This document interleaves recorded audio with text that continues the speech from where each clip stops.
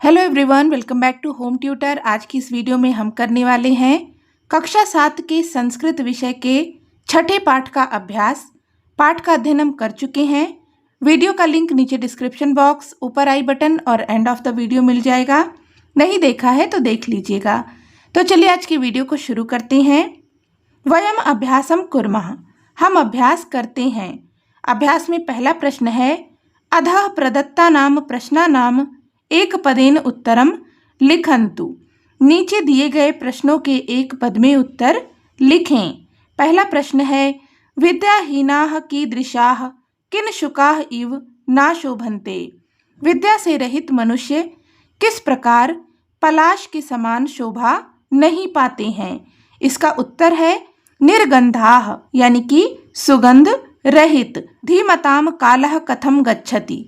बुद्धिमान व्यक्तियों का समय किस प्रकार व्यतीत होता है। इसका उत्तर है काव्यशास्त्र विनोदेन, यानी कि काव्य शास्त्रों के अध्ययन में। केशाम कालः निद्रया कलहेन व गच्छति। किसका समय सोने में और कलह करने में बीतता है। इसका उत्तर है मूर्खाणाम, यानी कि मूर्खों का। खलस्य विद्या किमर्थम। खल यानी कि दुष्ट जनों की विद्या किस लिए होती है। इसका उत्तर है विवादाय, यानी कि विवाद करने के लिए या झगड़ा करने के लिए। सज्जनस्य विद्या किमर्थम। सज्जन की विद्या किस लिए होती है। इसका उत्तर है ज्ञानाय, यानी कि ज्ञान के लिए। चंद्रः केशाम भूषणम अस्ति। चंद्रमा किसका आभूषण होता है। इसका उत्तर है ताराणाम, यानी कि तारों का। सर्वधन प्रधानम किम। सभी धनों में प्रमुख क्या है। यहाँ पर उत्तर है विद्याधनम, यानी कि विद्या का धन। प्रश्न संख्या 2 है, अधः प्रदत्ता नाम प्रश्ना नाम पूर्ण वाक्येन उत्तरम लिखन्तु। नीचे दिए गए प्रश्नों के पूरे वाक्य में उत्तर लिखें। पहला है, निर्गंधाः किन शुकाः इव के ना शोभन्ते। सुगंध रहित पलाश के समान कौन शोभा नहीं पाते हैं। इसका उत्तर है निर्गंधाः किन शुकाः इव विद्याहीनाः ना शोभन्ते। सुगंध रहित पलाश के समान विद्या रहित लोग शोभा नहीं पाते हैं। मूर्खाणाम कालः कथम गच्छति। मूर्खों का समय कैसे बीतता है। इसका उत्तर है मूर्खाणाम कालः कलहेन निद्रया व्यसनेन व गच्छति। मूर्खों का समय कलह करने में, सोने में या व्यसनों में बीतता है। दुर्जनः विद्यायाः धनस्य शक्तिः च उपयोगम कथम करोति। दुर्जन विद्या, धन और शक्ति का उपयोग कैसे करता है। इसका उत्तर है दुर्जनः विद्यायाः उपयोगम विवादाय, धनस्य उपयोगम मदाय, शक्तिः च उपयोगम परेशान परपीडनाय करोति। दुर्जन व्यक्ति या दुष्ट व्यक्ति विद्या का उपयोग विवाद करने के लिए, धन का उपयोग घमंड करने के लिए और शक्ति का उपयोग दूसरों को परेशान करने के लिए करता है। कीदृशाः मनुष्याः भुवि भारभूताः भवन्ति। किस प्रकार के मनुष्य धरती पर बोझ होते हैं। इसका उत्तर है एषाम न विद्या न तपो न दानम ज्ञानम न शीलम न गुणो न धर्मः ते भुवि भारभूताः भवन्ति। जिनके पास न विद्या है, न तप इत्यादि करते हैं, न दान करते हैं, न ज्ञान है, न ही अच्छा चरित्र है, न गुणवान है और धर्म इत्यादि भी नहीं करते हैं, वे इस धरती पर बोझ होते हैं। शनैः शनैः कानि साधनीयानि। धीरे धीरे किनको पूरा करना चाहिए। इस प्रश्न का उत्तर है पंथाः कंथा पर्वत लंघनम विद्या वित्तम एतानि पंच शनैः शनैः साधनीयानि। पंथाः यानी कि चलना, कंथाः यानी कि सीना, पर्वत लंघनम पर्वत पर चढ़ना, विद्या वित्तम विद्या प्राप्त करना और धन को प्राप्त करना।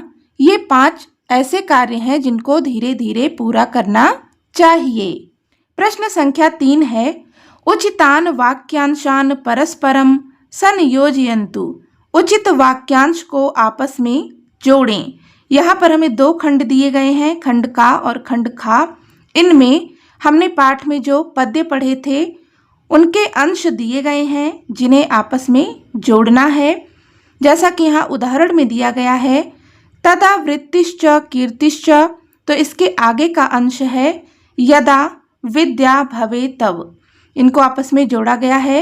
इसी प्रकार से खलस्य साधोर विपरीतम एतत्, तो इसके आगे का अंश होगा ज्ञानाय दानाय च रक्षणाय। इन दोनों को आपस में इस प्रकार से जोड़ देना है। खलस्य साधोर विपरीतम एतत् ज्ञानाय दानाय च रक्षणाय। फिर है शनहि विद्या शनहि वित्तम, इसके आगे का अंश है पंचैतानि शनहि शनहि। इन दोनों को आपस में जोड़ देंगे। विद्याहीना न शोभन्ते, इसके आगे का अंश है निर्गंधा इव किंशुकाः। इन दोनों को आपस में जोड़ देंगे। न चोरहार्यम न च राजहार्यम, इसके आगे का अंश है न भ्रातृभाज्यम न च भारकारी। इन दोनों को जोड़ देंगे। विद्या राजासु पूज्यते, इसके आगे का अंश है न ही धनम। इन दोनों को आपस में जोड़ देंगे।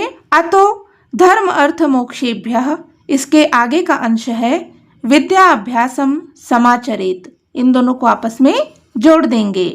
प्रश्न संख्या 4 है उदाहरण अनुसारम अधः रेखांकितानि पदानि आश्रित्य प्रश्न निर्माणम कुर्वन्तु। उदाहरण के अनुसार नीचे रेखांकित पदों के आधार पर प्रश्नों का निर्माण करें। तो यहाँ पर हमें कुछ वाक्य दिए गए हैं जिनमें कि आप देख सकते हैं कुछ पदों को रेखांकित किया गया है। इसके आधार पर हमें प्रश्नों का निर्माण करना है। जैसा कि यहाँ पर उदाहरण में दिया गया है, वाक्य है राजा पृथिव्याः भूषणम भवति, राजा पृथ्वी का आभूषण होता है। तो यहाँ पर रेखांकित पद है पृथिव्याः। इसकी जगह पर जब प्रश्न का निर्माण करेंगे तो होगा राजा किसका आभूषण होता है। तो किसका को संस्कृत में कहेंगे कस्याः, क्योंकि पृथ्वी ये स्त्रीलिंग पद है तो यहाँ पर होगा कस्याः। राजा कस्याः भूषणम भवति, राजा किसका आभूषण होता है। इसी प्रकार से यहाँ पर वाक्य है साधोः विद्या ज्ञानाय भवति, सज्जन की विद्या ज्ञान के लिए होती है। रेखांकित पद है साधोः।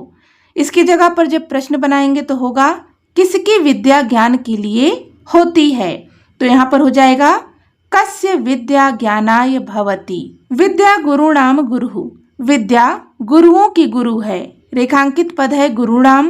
प्रश्न बनाएंगे तो हो जाएगा विद्या किनकी गुरु है। संस्कृत में हो जाएगा विद्या केषां गुरुः।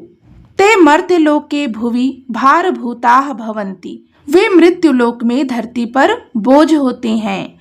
यहाँ पर रेखांकित पद है भारभूताः। इसकी जगह पर जब प्रश्न का निर्माण करेंगे तो होगा वे मृत्युलोक में धरती पर किसके समान होते हैं। संस्कृत में हो जाएगा ते मर्त्यलोके भुवि कीदृशा भवन्ति। अगला वाक्य है विद्याहीनाः न शोभन्ते, विद्या से रहित शोभा नहीं पाते हैं। रेखांकित पद है विद्याहीनाः। इसकी जगह पर जब प्रश्न का निर्माण करेंगे तो होगा कौन शोभा नहीं पाते हैं। संस्कृत में हो जाएगा के न शोभन्ते। सर्वस्य लोचनम शास्त्रम, सबकी आंखें शास्त्र हैं। यहाँ पर रेखांकित पद है शास्त्रम। इसकी जगह पर जब प्रश्न का निर्माण करेंगे तो होगा सबकी आंखें क्या हैं। संस्कृत में हो जाएगा सर्वस्य लोचनम किम। विद्या राजसु पूज्यते, विद्या राजाओं में पूजी जाती है। यहाँ पर रेखांकित पद है विद्या। प्रश्न बनाएंगे तो हो जाएगा कौन राजाओं में पूजी जाती है। संस्कृत में हो जाएगा का राजसु पूज्यते।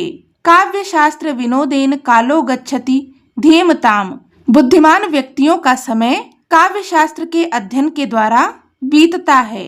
रेखांकित पद है काव्य शास्त्र विनोदेन।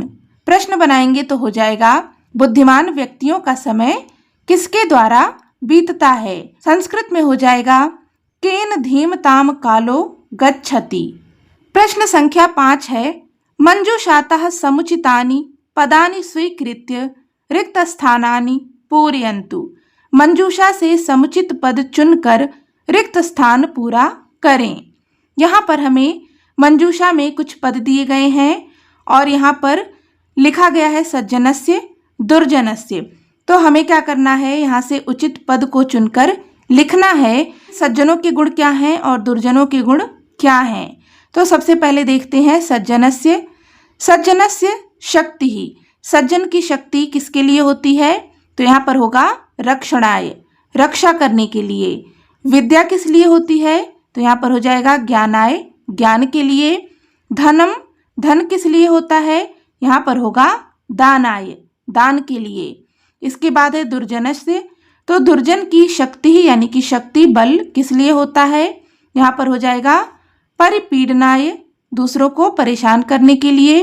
विद्या किस लिए होती है, यहाँ पर होगा विवादाय, विवाद करने के लिए।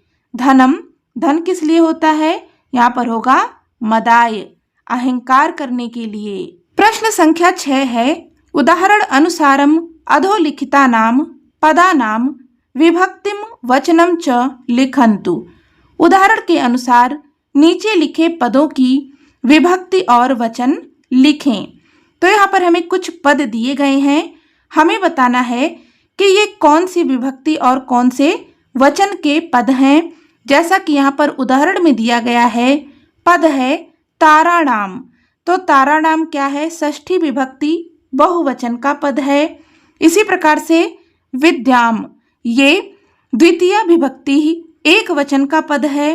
फिर है धनस्य, तो धनस्य षष्ठी विभक्ति एक वचन का पद है, यहाँ पर हम लिखेंगे षष्ठी विभक्ति और यहाँ पर एक वचनम। कलहेन, कलहेन क्या है, ये तृतीय विभक्ति एक वचन का पद है, यहाँ पर हो जाएगा एक वचनम और यहाँ पर तृतीय विभक्ति। फिर है नराणाम, नराणाम षष्ठी विभक्ति बहुवचन का पद है, यहाँ पर बहुवचनम लिखेंगे और यहाँ पर षष्ठी विभक्ति। मर्त्यलोके सप्तमी विभक्ति एक वचनम का पद है। ज्ञानाय चतुर्थी विभक्ति एक वचनम का पद है। राजसु, ये सप्तमी विभक्ति बहुवचन का पद है, यहाँ पर हम लिखेंगे बहुवचनम और यहाँ पर सप्तमी विभक्ति। योग्यता विस्तार में आपको विद्या इस पद का रूप दिया गया है।